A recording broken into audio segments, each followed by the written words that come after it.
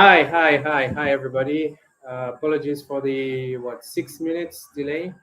Trying to set everything up, making sure we're fine. I am sure that it's no, it's not news anymore. You know, the fact that the situation in Ukraine is affecting just about every part of the world, every continent, at least in one way or the other. And today we're going to be talking about how that might affect the African space industry, and it will be very interesting. But again, as a reminder, as we start, the show is called NMD Talks. You can join the live by subscribing to our Telegram channel, where this live is also streamed. We are live on YouTube and LinkedIn and Telegram. I will put in comments the link to the Telegram channel just so you can subscribe in case you have not subscribed yet. And once you are on the channel, um, there you go. Once you're on the channel, you can find the link to join, the discussion live. I hope everything is fine. Yes. So, as I was saying, we're going to be talking really briefly about how the situation in Ukraine might affect the African space industry. Uh, Before we dive into it again, I'm going to remind that once you subscribe to the channel, there is a lot of free material on there. You can get basically the quasi totality of NMD courses for free. All you need to do if you want to obtain a certificate of completion is to book for an exam. And the exam for this month, March, is scheduled for the 26th. The 26th, I believe it's the 26th, I'll check, but the information is shared on the channel. Let me just make sure. Um, let's see, it's open for the. I just want to make sure I have the dates right because I set it up and moved to something else.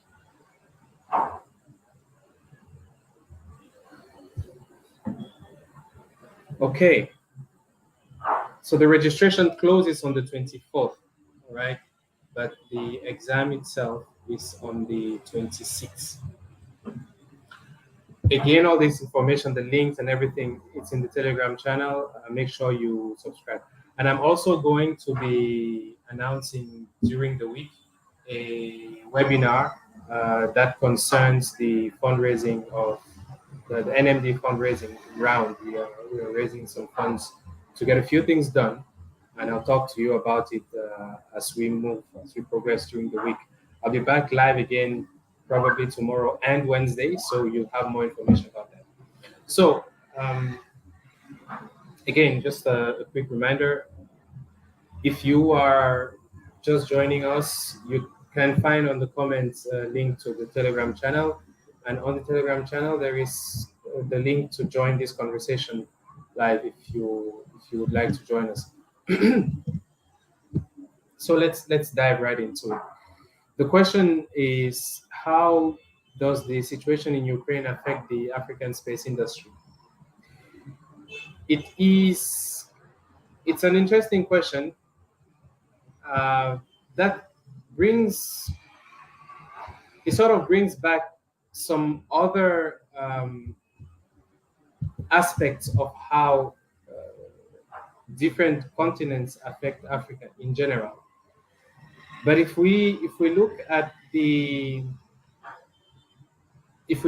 truth of this situation, there's something that cannot be denied: the interdependency of one country or one people on another is it has become such a delicate mesh that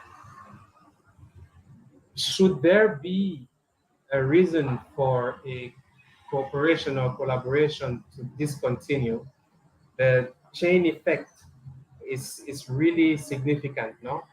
So regarding the space sector,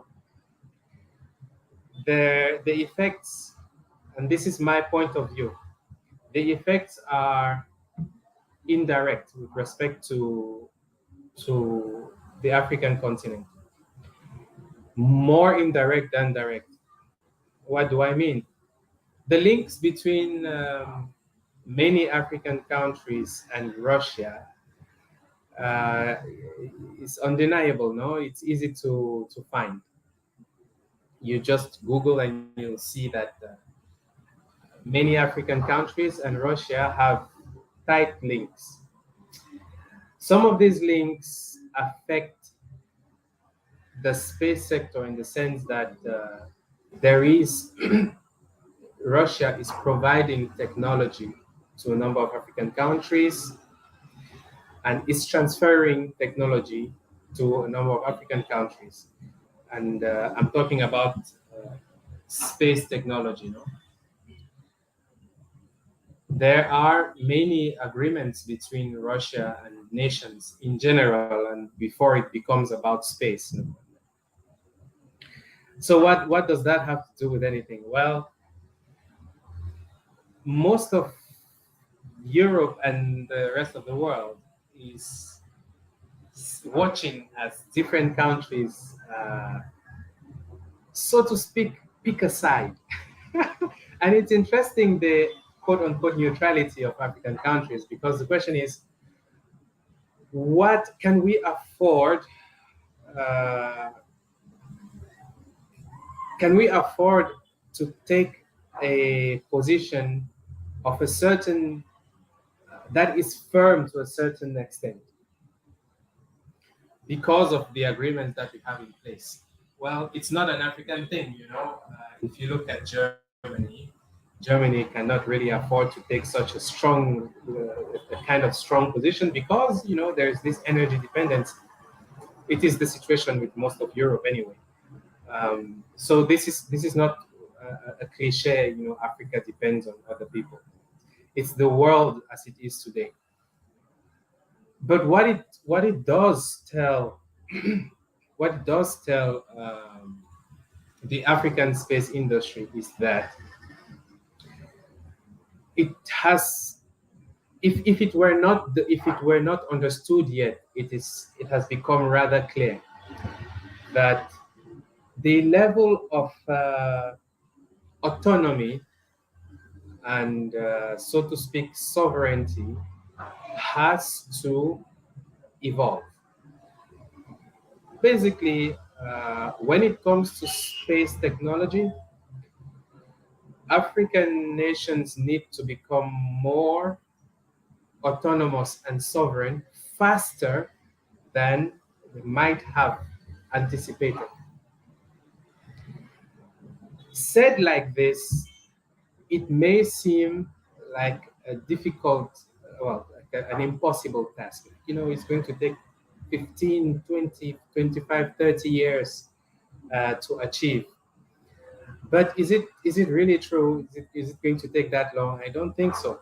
I think um, at the very least, what the African Space Agency should put, should speed up a little bit because it started. It's a process that has started.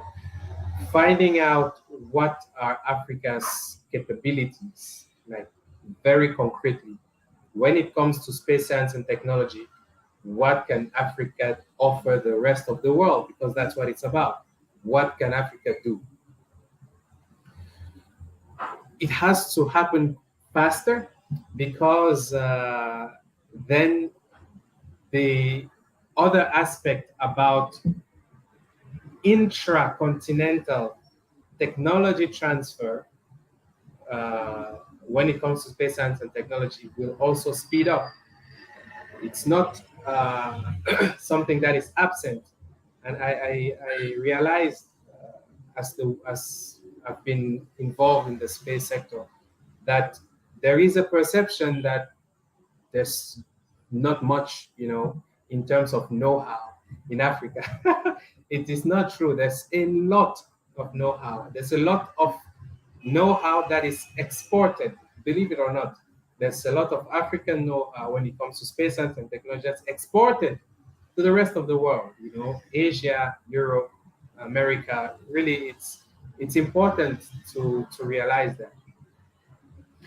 But there is also a perception within Africa that the best things are going to be coming from either Europe or Asia or America or Russia or anywhere else except Africa, which is it's not true, right?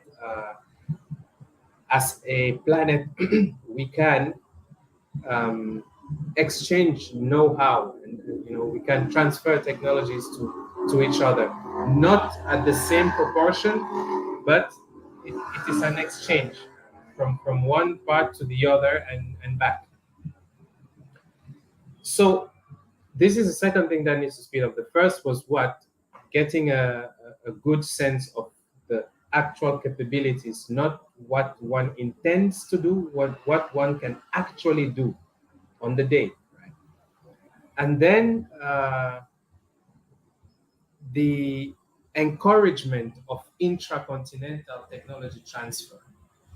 There are today a certain number of basic things, and I call basic in quotes, things that can be done within the continent. There's a certain level of training, for which a person doesn't need to go outside of Africa anymore. There's a certain level of training. There's a certain level of hands-on experience that a person doesn't need to leave the continent to acquire anymore.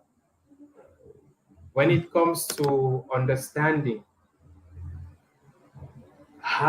what space missions are and how they affect effectively the day-to-day lives of an African citizen wherever on the continent, it is not necessary anymore to go out of the continent to acquire this knowledge. When it comes to hands-on experience on building space systems using nano satellites for for the most part, it is not necessary anymore, to leave the continent in order to acquire that. It's good to travel because then you realize another truth that when it comes to nanosatellites, at least we are facing the same challenges. In Africa, in Asia, in Europe, everywhere that we are facing similar challenges. And if a person has a chance to move around a little bit and talk to other communities involved in the development of space missions and spacecrafts, it is quite impressive how common we are actually. So these things, for the most part, it is not so necessary to leave the continent. You will travel from one country to the other, but these things can happen within Africa, and there will be a need for collaboration for a fair number of years to come to gain access to space. So to have a launcher that will provide an opportunity to put your spacecraft and take it to space. For these things, we need to remain in good terms with many countries that offer launch opportunities. So, in as an immediate effect on this African space sector, it's the indirect realization of the renewed urgency of achieving a minimum of autonomy and sovereignty when it comes to space science and technology, the capacity to build, you know, and develop your space IP, because then that goes hand in hand with ownership of space infrastructure, which is already the case. You know, there's a number of African countries, and I'm not going to get into the details of name, that do own their space infrastructure and can contribute to other countries. However, the way the rest of the world is reacting to this specific conflict regarding various industries does put the spotlight on the need to, so to speak, stand on your own 2 feet. But the other thing that it also does is to, while it is showing the need to have a certain level of autonomy and sovereignty, it does also show that we cannot do it alone. We need the rest of the world. It's clear, to me at least, and we need the rest of the world to be at peace. And it also points out the fact that ultimately it is not, in the world in which we live today, one cannot talk anymore about their conflict, right? Two nations are at war and a person sits down and says, no, it's their issue for them to solve. In the world in which we live today, two nations at war is everyone's problem. And everyone has to be involved to find ways to fix it so that everybody becomes friends again, right? This is it's one of the things that again, bringing it back to the space industry, this is one of the things that makes one realize that yes, as Africa is building its autonomy and its sovereignty in the development of space science and technology, Africa needs to become even better friends, not only with countries with which they have um, agreements, but friends with the planet, in the sense that when different countries are getting involved in projects regarding space, Africa needs to be able to contribute significantly. And when things don't work out, we also need to play an active role in trying to get uh, peace, you know, everyone to be at peace. So this is my take on how the ongoing conflict affects the African space industry. If I can summarize, the first thing is that it puts a renewed sense of urgency on the need for autonomy and sovereignty in the development of uh, space science and technology on the continent. It brings forward the need to speed up the African Space Agency's activities when it comes to getting a concrete sense of what are the actual capabilities in Africa today, and encouraging intra-continental technology transfer so that one can realize just how much can already be done within the continent, mostly in terms of human capacity development, and then in technology development and technology transfer. There's a lot that can be acquired within the continent without the need to travel, to go outside. It also shows that over and above the fact that there's one continent and the other, the it is impossible to make it alone. And in the world in which we live in today, any two nations in conflict is the problem of the entire planet. All right. And everyone has to be actively involved in making sure that we remain at peace. You know, that means getting involved, that means participating, that means contributing, that means mediating, uh, and realizing that we need to go beyond the perceptions that we have about whether or not we're capable as a continent, to play an active role in the development of space science and technology within, in contributing technology to the rest of the world, and in participating in international projects. So this is what I want to share with you today as a topic. The question is not one that came from me. I saw it in one or two forums, and I thought it would be a good question to address today. In closing, again, like I said before, there is a link to join, to subscribe to Telegram channel. The Telegram channel contains a lot of free courses. But if you want to obtain a certificate of completion so that you can actually put this knowledge to value elsewhere, you need to pay for an exam. First, the exam of March is scheduled for the 26th, and the registration is closing on the 24th.